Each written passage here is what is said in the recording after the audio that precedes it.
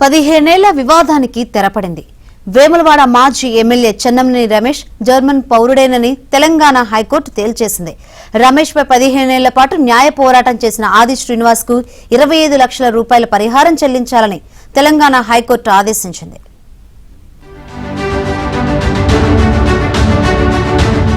కొన్నేళ్లుగా పెండింగ్ లో ఉన్న వేములవాడ మాజీ ఎమ్మెల్యే చెన్నమనేని రమేష్ వివాదానికి తెలంగాణ హైకోర్టు ముగింపు పలికింది.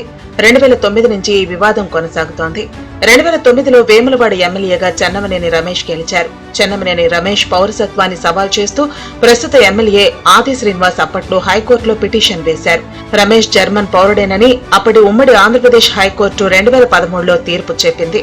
ఈ తీర్పును సుప్రీంకోర్టులో చెన్నమనేని రమేష్ సవాల్ చేశారు. ఈ వివాదంపై పూర్తి వివరాలు ఇవ్వాలని కేంద్రాన్ని అప్పట్లో సుప్రీం ఆదేశించింది. అన్ని ఆధారాలు సేకరించాక చెన్నమనేని రమేష్ జర్మనీ పౌరుడేనని కేంద్రం కూడా స్పష్టం చేసింది. ఆగస్టు 31, 2016న రమేష్ చెన్నమనేని భారతదేశ పౌరుడు రద్దు చేసింది. దాన్ని రద్దు చేసే క్రమంలో పూర్వపరాలు రాయకపోవడం వల్ల అతను అదే హోంశాఖలో రివిజన్ పిటిషన్ వేసుకుంటే మళ్ళీ అదే సంవత్సరం డిసెంబర్ 17వ తేదీన బాగా గుర్తు తేదీ ఒక డేట్ అటు ఇటు ఉంటే ఆ రోజు రెండోసారి కూడా రమేష్ చెన్నమనేని భారతదేశ పౌరుడు రద్దు చేశారు.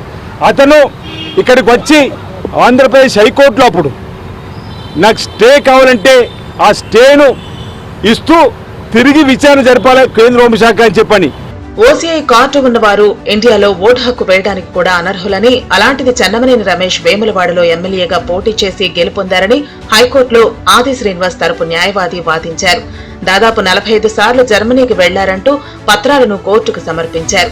ఇదే సమయంలో చెన్నమనేని భారత పౌరసత్వాన్ని కేంద్రం రద్దు చేసింది. దీంతో 2019 అక్టోబర్లో తెలంగాణ హైకోర్టును రమేష్ ఆశ్రయించారు.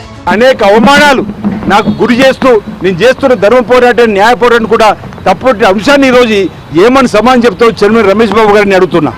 మచ్చలేని కుటుంబం అని చెప్పని ఆయన అనుచరులు నా పైన నానా యాగి చేస్తూ నన్ను ఇబ్బందులు పెట్టే విధంగా నాపై కేసులు పెట్టి జైలుకు పంపించేటువంటి కార్యక్రమం కూడా చేస్తూ ఈ కేసు నుంచి నన్ను తప్పించే విధంగా భయాభ్రాంతులు గురి చేసే ప్రయత్నం చేసిన ఏనాడు వాళ్ళ భయాలకు లొంగకుండా సిద్ధాంతపరంగా ధర్మ పోరాటం చేయాలని చెప్పి న్యాయ పోరాటం చేయాలని చెప్పి నేను చేస్తున్నా.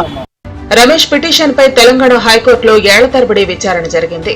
తాను భారతీయుడేనని అంటూ చెన్నమనేని రమేష్ పలు పత్రాలను కోర్టుకు అందించారు. అయితే ఇవన్నీ నకిలీవని ఆది శ్రీనివాస తరపు న్యాయవాది వాదించారు.